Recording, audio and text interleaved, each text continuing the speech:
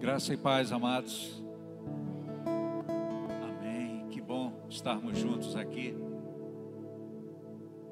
Que bom estarmos juntos aqui, sabendo que você está aí na sua casa ou no lugar onde você escolheu para compartilhar conosco este momento, participar conosco deste momento. Aleluia. E mais ainda sabendo que no domingo que vem, em nome de Jesus, nós estaremos aqui presencialmente.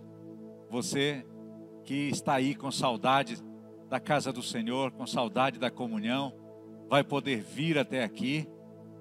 É o novo decreto que nós podemos colocar 50% da capacidade do templo. Então você pode vir, que vai ter lugar para você. E também é tempo de cearmos, é tempo de comunhão, é tempo de estarmos juntos verdadeiramente. Vamos poder nos olhar, né? Talvez ainda não possamos nos abraçar como gostaríamos, mas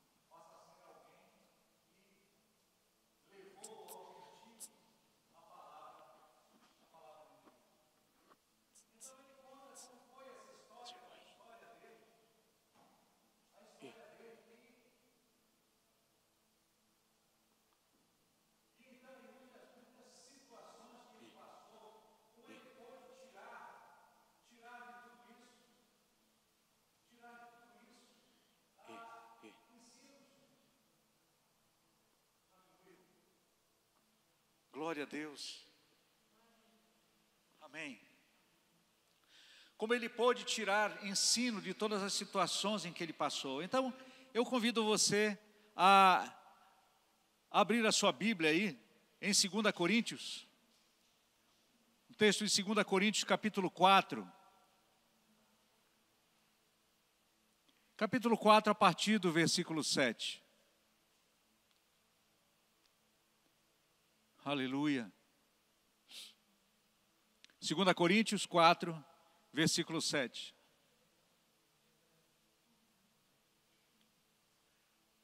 E ele diz assim: temos, porém, este tesouro em vasos de barro, para que a excelência do poder seja de Deus e não de nós. Em tudo somos atribulados, porém não angustiados, perplexos, porém não desanimados, perseguidos, porém não desamparados, abatidos, porém não destruídos. Amado, ele vivia momentos difíceis. Quando ele colocou isso, ele falava de tudo o que ele tinha passado, da dureza do coração das pessoas a quem ele tinha que levar a palavra, de tudo que todas as situações vividas por ele. Mas ele nos leva a pensarmos sobre isso. Quando ele diz, olha, apesar de todas essas situações, nós somos atribulados, mas não angustiados, perplexos, porém não desanimados. Aleluia. Perseguidos, porém não desamparados, abatidos, porém não destruídos. Mas no versículo 7, Ele diz: temos, porém, este tesouro em vasos de barro, para que a excelência do poder seja de Deus e não de nós. Aleluia. Amados, quando ele fala esse tesouro em vasos de barro, está falando de mim, está falando de você, está falando do cristão. O cristão, ele é um vaso de barro. Ele tem que se colocar como um vaso de barro. Ah, por que eu não posso ser um vaso de ouro, um vaso de prata? Amados, essa revelação divina, ele tem que estar em vaso de barro comum. Você sabe por quê? Porque Deus coloca algo tão valioso, um tesouro tão valioso em um vaso tão simplório, em algo tão simples. É exatamente para que a riqueza, ela não possa ficar aparente. Ela está escondida dentro de mim, dentro de você, mas nós sabemos a grandeza daquilo que temos dentro de nós. Essa riqueza ela não pode ficar aparente, para demonstrar que tanto o poder como a glória do Evangelho, ela vem de Deus e não do utensílio. Aquilo que falamos, aquilo que pregamos, não vem de nós, vem de Deus. É a palavra dele que está sendo pregada.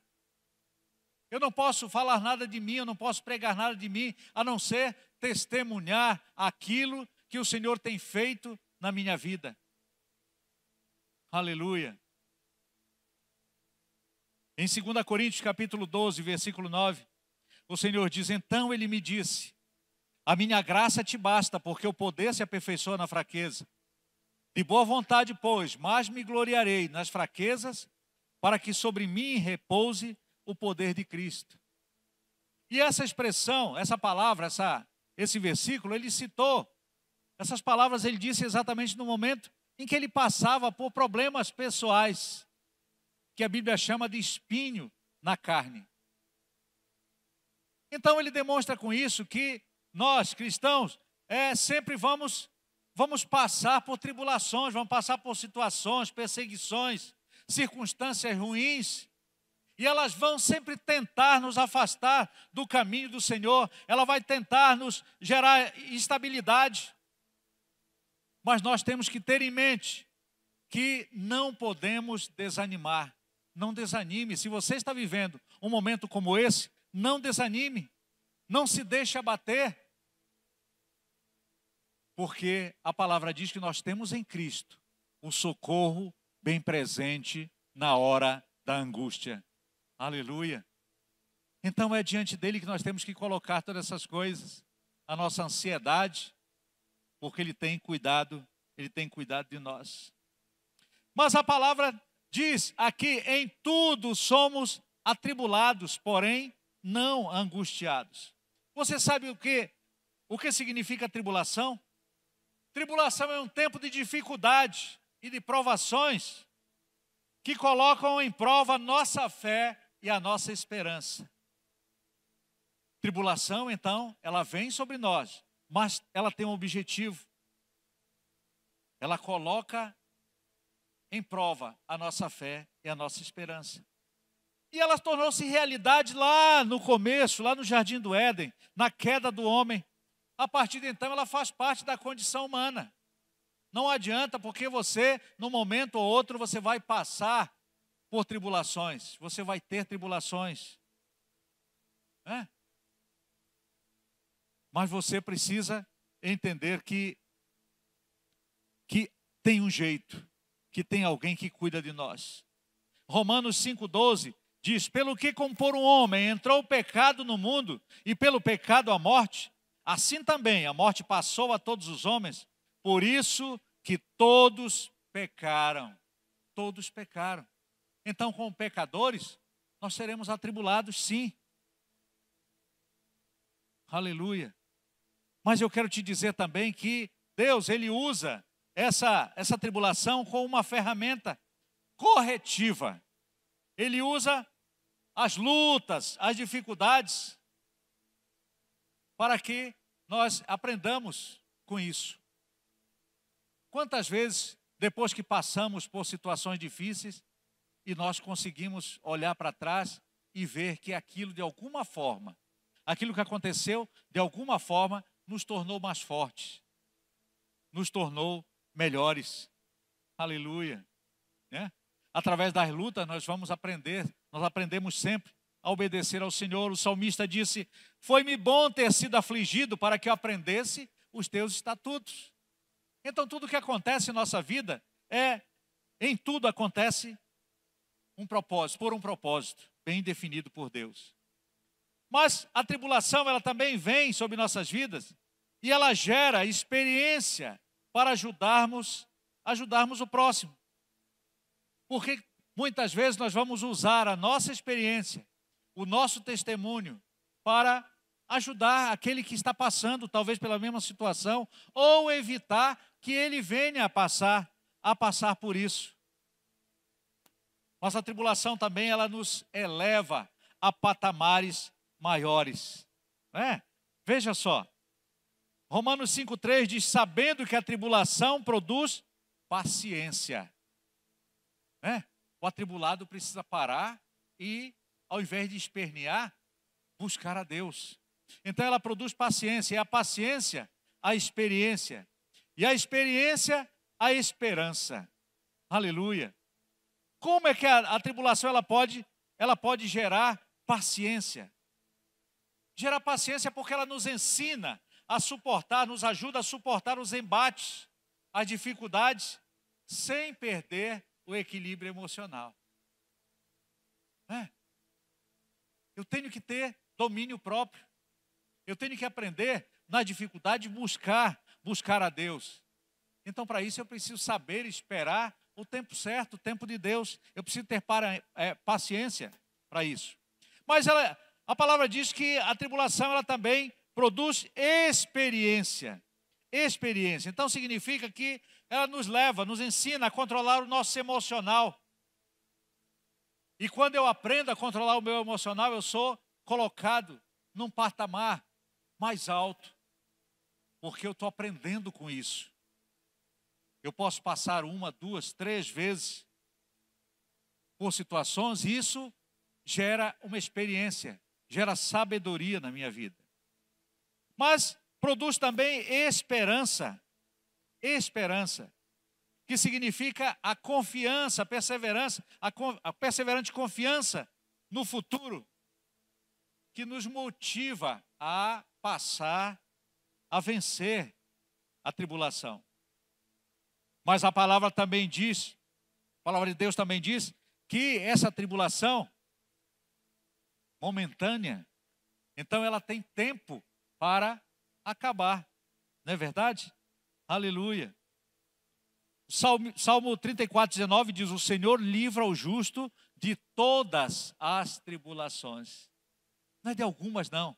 Ele livra de todas. Então, nós precisamos ter paciência, não é verdade? Na tribulação, nós precisamos aprender com ela e ganhar experiência, e nós precisamos ter a esperança, que significa a confiança no futuro, porque Deus tem cuidado de cada um de nós.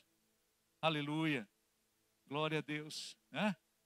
Precisamos entender também que, muitas vezes, nessas tribulações, nós vamos nos sentir tão pequenos diante daquilo que acontece. Então, quando essas situações externas, elas se tornam insuportáveis para nós, quando a gente diz que os nossos recursos acabaram, a força do braço falhou, então é nesse momento que os recursos divinos, eles são colocados diante de nós. Porque nós vamos deixar de agir pela nossa força para agir, para conseguir as coisas através da fé. Aleluia. Então, recursos divinos vêm com a fé, a esperança, a força. Você sabe por que Deus nos dá isso? Porque Ele não pode nos deixar desamparados. Hebreus 13:5 diz: seja a vossa vida sem avareza, contentai-vos com as coisas que tendes, porque Ele tem dito: de maneira alguma te deixarei, nunca, jamais te abandonarei. Essa palavra é para você. Essa palavra é para mim. Aleluia. E nós temos que ser perseverantes. Romanos capítulo 8, a partir do 35, versículo 35, diz: quem nos separará do amor de Cristo?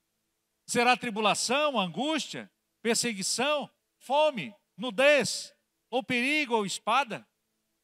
Como está escrito, por amor de ti, somos entregues à morte todo dia. Fomos considerados como ovelhas para o matadouro. Em todas estas coisas, porém, somos mais que vencedores. Você é mais que vencedor em Cristo. Aleluia. Glória a Deus. Somos mais que vencedores por meio daquele que nos amou. Porque eu estou bem certo que nem a morte, nem a vida, nem anjos, nem os principados, nem as coisas do presente, nem do porvir, nem os poderes, nem a altura, nem a profundidade, nem qualquer outra criatura poderá separar-nos do amor de Deus que está em Cristo Jesus, nosso Senhor. Então, amados, não importa pelo que venhamos a passar. Vai doer? Sim, mas nós vamos superar. Porque o Senhor disse que Ele estaria conosco todos os dias e não nos desampararia. Aleluia. Glória a Deus. Mas aqui diz também que nós podemos ficar perplexos, mas não desanimados. E essa palavra perplexo, ela vem de um termo grego, de um vocábulo grego, que significa não encontrar o caminho. Você sabe o que é uma pessoa perplexa? É aquela que se depara com uma situação e agora? O que eu faço? E agora? Porque naquele momento você não sabe, não consegue sequer agir. Sequer agir. Não é? Mas eu quero te dizer que se a palavra diz, olha, perplexos, mas não desanimados. E desanimados também vem desse vocábulo, do vocábulo grego, que significa não totalmente perdidos. Então significa que eu posso estar perplexo, eu posso até não encontrar o caminho, mas eu não estou totalmente perdido. Algo será feito, algo acontecerá, algum socorro virá em meu favor. E aí é muito interessante nós lembrarmos, quando falamos em perplexidade, lembrarmos de Jó. Porque Deus permitiu num dia só que tantas coisas acontecessem sobre a vida dele. Ele perdeu filhos, perdeu seus bens, seus animais, os trabalhadores que ele tinha, tudo. Mas o que ele fez? Ele se humilhou, ele rasgou suas vestes, se cobriu de cinzas e adorou ao Senhor. E nós não vemos ele murmurando. Pelo contrário, ele disse, o Senhor deu, o Senhor tomou, bendito seja o nome do Senhor. Não é? Então nós vemos ele agindo de uma forma, claro, perplexa, que ele estava ali, mas ele não atribuiu a Deus falta alguma. Então, mesmo diante da perplexidade, mesmo diante de situações onde nós não encontramos um caminho, saiba que você não está só. E o mesmo Jó, ele envergonhou o inferno, mesmo sem entender aquele sofrimento repentino. Porque houve um diálogo, a Bíblia diz, mas foi entre Deus e Satanás. Ele não sabia, de repente, ele foi acometido por tudo aquilo. Mas o que ele diz? Capítulo 19, 25, a partir do 25, versículo 25 de Jó. Ele diz, porque eu sei que o meu Redentor vive. E o Redentor é aquele que vem, que traz socorro, que socorre, que cuida. Eu sei que o meu Redentor vive e por fim se levantará sobre a terra. Aleluia. Então hoje nós podemos dizer, eu sei que o meu Redentor vive, porque Cristo vive. Aleluia. E Ele já se levantou sobre a terra, olha só. Aquilo que era um futuro, nas palavras de Jó, se torna presente para nós. Não é verdade? Assim como ele confiava no socorro divino, nós devemos confiar também, porque o Senhor já nos deu essa certeza. Aleluia, glória a Deus. E mesmo perplexos, em Isaías 40:31, o Senhor diz: mas os que esperam no Senhor renovarão as suas forças e subirão com asas como águias. Aleluia. Nós podemos passar por tribulações, sim. Podemos passar por perplexidade. Mas o Senhor é quem nos dá a vitória.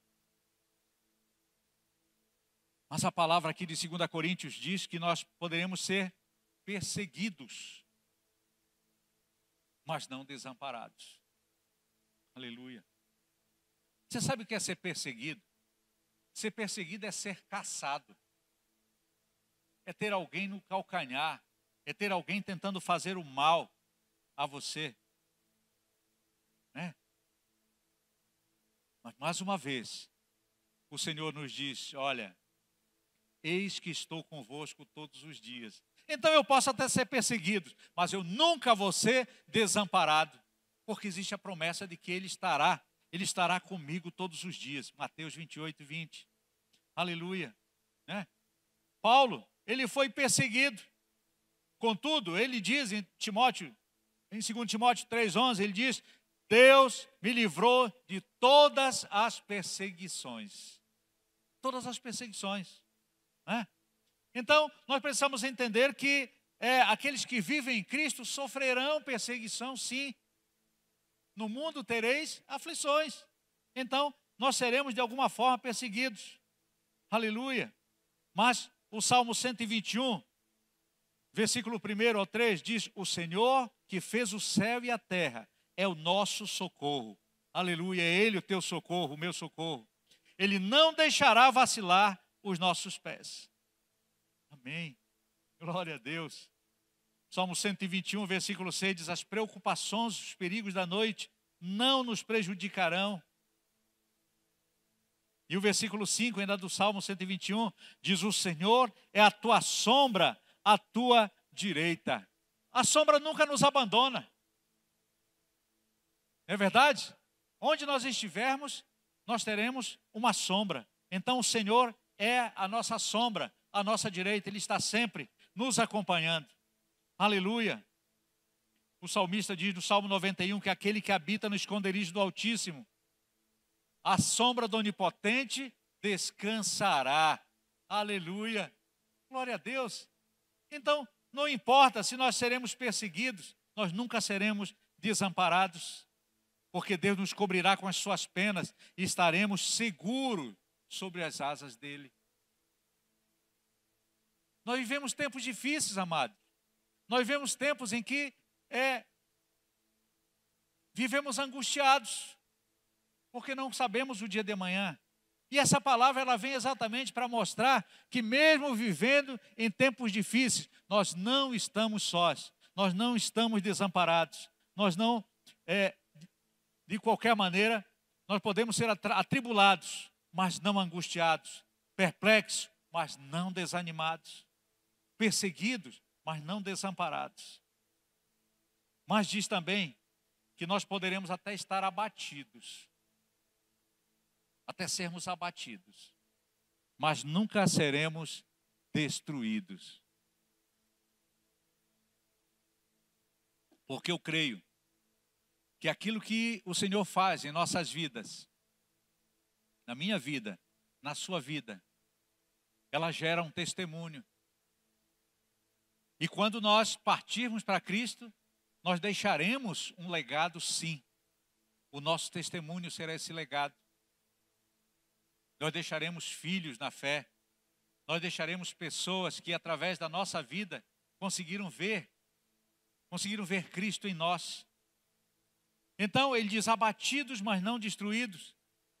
E o apóstolo Paulo passou por situações difíceis. Por exemplo, na cidade de Listra, em Atos 14, versículo 19, diz que ele foi apedrejado, apedrejaram e deixaram ele como se ele estivesse morto. Mas ele não morreu. Ele se levantou dali e continuou o propósito, e continuou o trabalho para o qual o Senhor o havia designado, o designado. Aleluia. Então, na verdade, a vida ela gera em nós muitas situações para nos abater. Quantas vezes nós ficamos entristecidos por situações que acontecem na nossa vida, na nossa cidade, no nosso estado, no nosso país, com o que acontece no mundo? Como isso traz angústia em nós.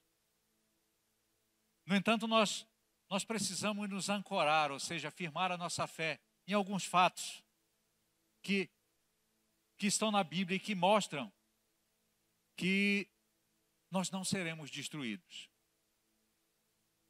2 Coríntios capítulo 7, versículo 5, diz: porque chegando a nós a Macedônia, nenhum alívio tivemos. Pelo contrário, em tudo fomos atribulados, lutas por fora, temores por dentro. Só o apóstolo Paulo disse, olha, chegamos aqui, mas a coisa está pior ainda. Pior ainda. Né? Aleluia. Mas ele diz, olha, o que me consolou foi a chegada de Tito. Estava chegando ajuda para ele. Deus havia enviado alguém para socorrê-lo, para estar com ele, para ser mais um. Né? E também porque ele percebeu que ele estava recebendo ajuda em oração, ajuda financeira de outras pessoas. Então ele não estava só. Ele não estava só. Então Deus consola os abatidos. Se você se sente abatido hoje, você se sente entristecido, tome posse de cada palavra que o Senhor está trazendo ao teu coração, porque Ele quer te levantar desse lugar. Ele quer te tirar desse lugar de opróbrio, lugar de tristeza. O Senhor disse que nós estaremos por cima e não por baixo. Nós seremos cabeça e não cauda. Então tome essa palavra para você, que Deus tem o melhor para você nesse dia. Saiba que o Senhor, Ele ouve o nosso clamor. Salmo 40, versículo 1, diz: esperei confiantemente pelo Senhor. Ele se inclinou para mim e me ouviu quando eu clamei por socorro. Aleluia. Assim como Ele ouviu o salmista, Ele ouve a cada um de nós. Ele ouve. Porque Deus não rejeita um coração quebrantado e contrito. Então, no momento em que eu busco a Deus verdadeiramente, com inteireza de coração, o Senhor me ouve sim. O Senhor ouve o nosso clamor. Aleluia. Mas você sabe por que eu não ficarei abatido? Por que eu não ficarei no chão? Porque o justo não ficará prostrado. Provérbios 24:16 diz: porque 7 vezes cairá o justo e se levantará.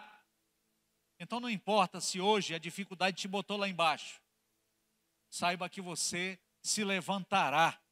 Amém? Mas os perversos serão derribados pela calamidade. O perverso, ele cai e fica lá no chão.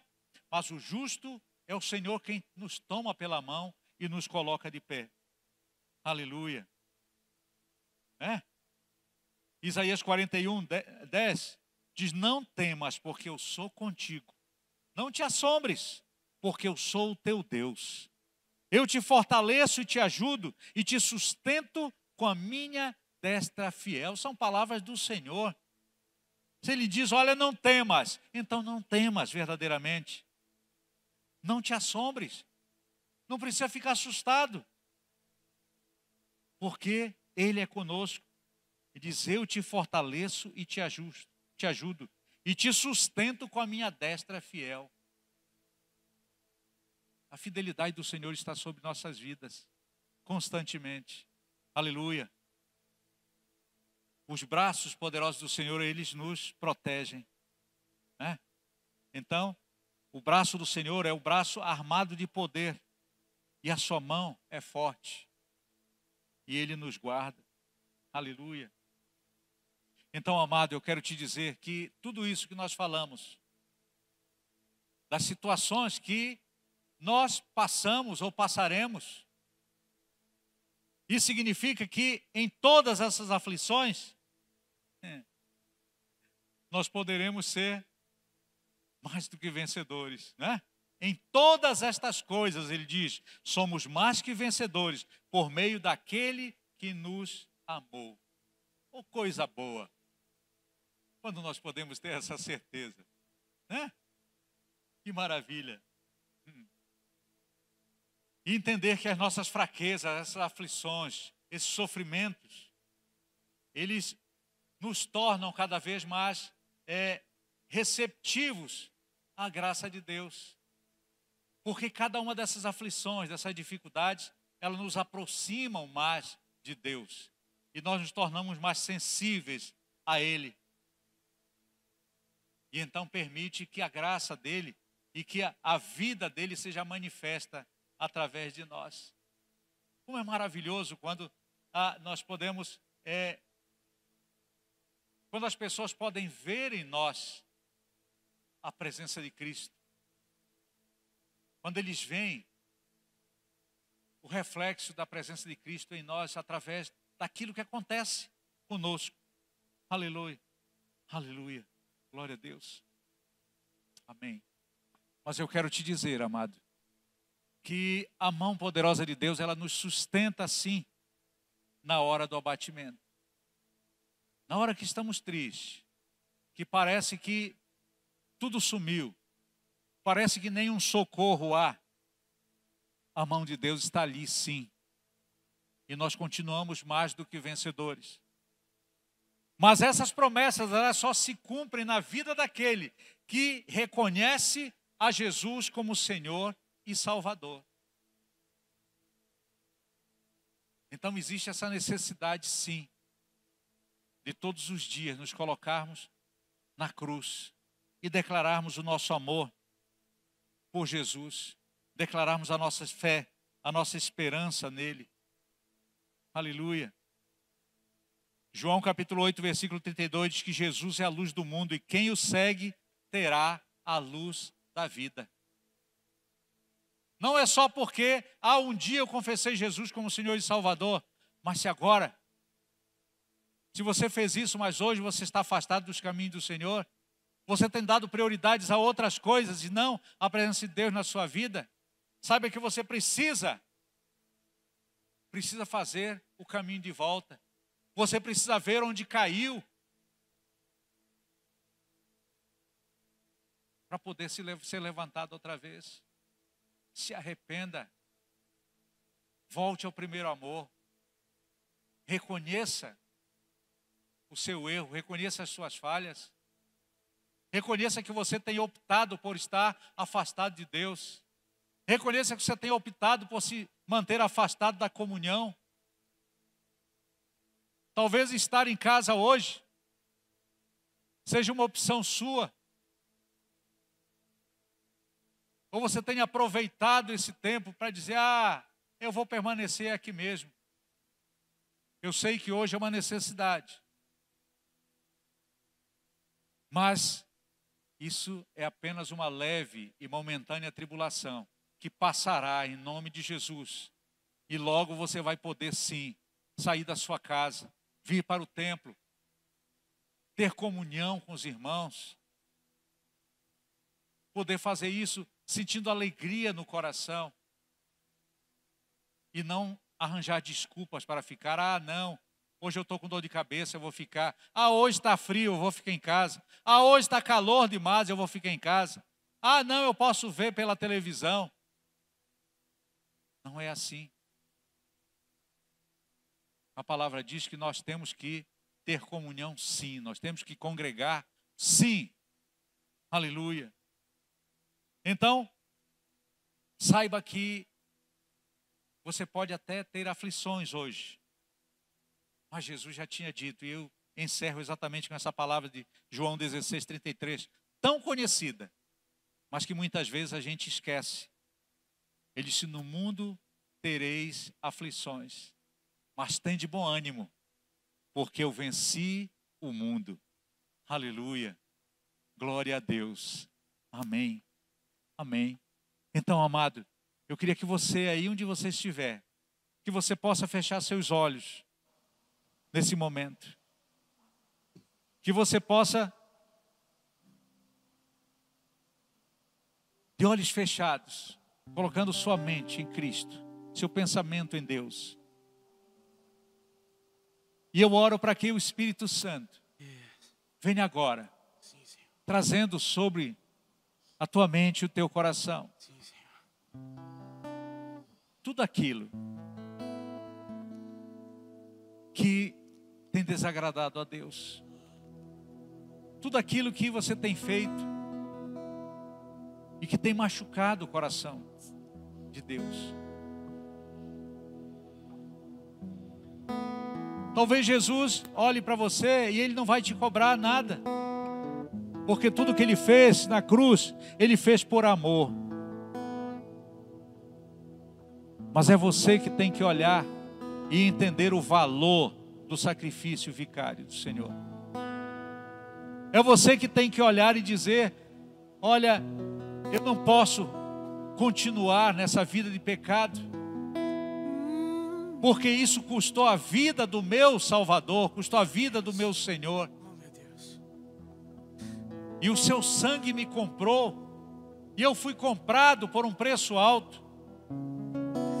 Então eu tenho que voltar, eu tenho que reconhecer isso, eu tenho que olhar para ver onde eu caí, fazer esse caminho de volta, reconhecer, pedir perdão e prosseguir. Aleluia. Senhor, eu oro para que em cada vida, em cada família, em cada lar, esteja agora, Senhor, guardado essa semente, essa palavra. Que em cada coração, ó Deus, encontre um terreno fértil e possa cumprir em cada um de nós o seu propósito para a glória daquele que vive e reina para sempre. Aleluia. Glória a Deus. Amém.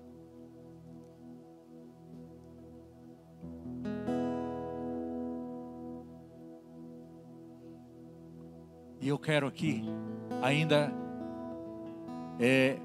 convocar mais uma vez para que nós estejamos juntos aqui no domingo que vem, para cearmos juntos. Mas se por algum motivo muito sério, ou talvez você não esteja aqui na cidade, esteja fora, que nós possamos sim cear juntos, que você prepare a sua ceia, que você reúna a sua família e que você possa compartilhar junto conosco aqui. Tira uma foto, manda para nós, para que nós possamos publicar e nos alegrar sabendo que você compartilha conosco um momento tão importante como esse. Da mesma forma, eu quero abençoar a vida daqueles que têm suprido a igreja com seu dízimo, com suas ofertas, fruto da generosidade do coração. É claro que nós sabemos que ao dizimar nós estamos fazendo algo que o Senhor determinou: trazei todos os dízimos à casa do tesouro, para que haja mantimento na minha casa. Então eu faço por obediência, mas eu tenho que fazer isso também por amor. Tenho que fazer isso com alegria, quando eu oferto, quando eu dizimo, entendendo que se eu tenho para assim fazê-lo, é porque o Senhor me supriu primeiro. Então, aí onde você estiver, levante o seu dízimo, a sua oferta. Aleluia. Glória a Deus. Senhor, eu apresento a Ti, meu Deus, o fruto do coração generoso do homem. Obrigado, meu Deus, porque é o Senhor quem tem forjado em nós essa generosidade e esse amor. Então que cada semente, Pai, seja guardado diante de Ti, e que em tudo seja o Senhor a retribuir a cada um mediante a fé de cada um também, ó Deus. E nós Te bendizemos no nome santo de Jesus. Amém. Glória a Deus.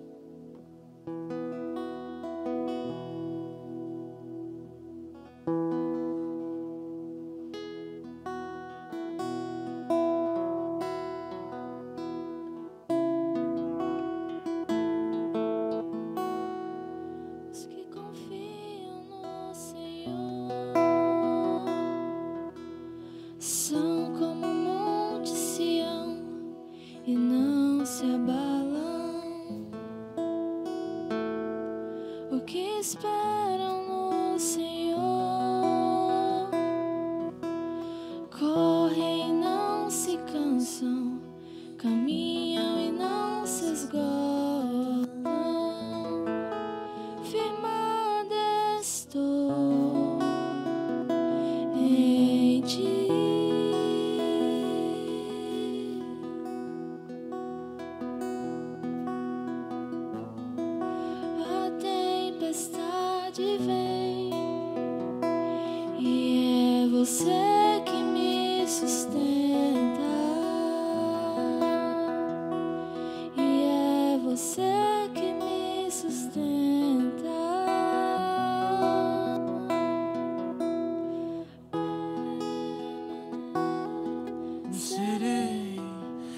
os meus olhos em ti, com os meus olhos em ti,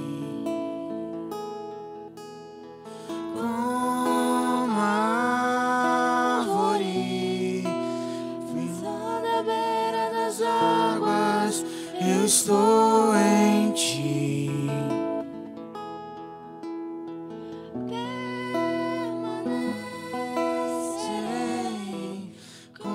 Olhos em ti, com os meus olhos em ti, como a árvore plantada à beira das águas, eu estou em ti. Minha alma anseia pela fonte que é você, é você. Minha alma anseia pela fonte que é você, é você. Minha alma anseia pela fonte que é você, é você.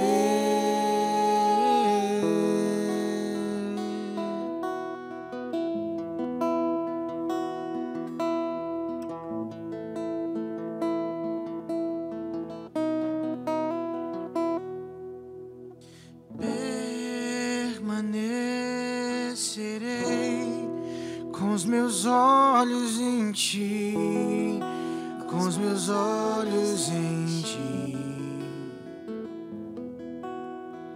como a árvore plantada à beira das águas, eu estou em ti.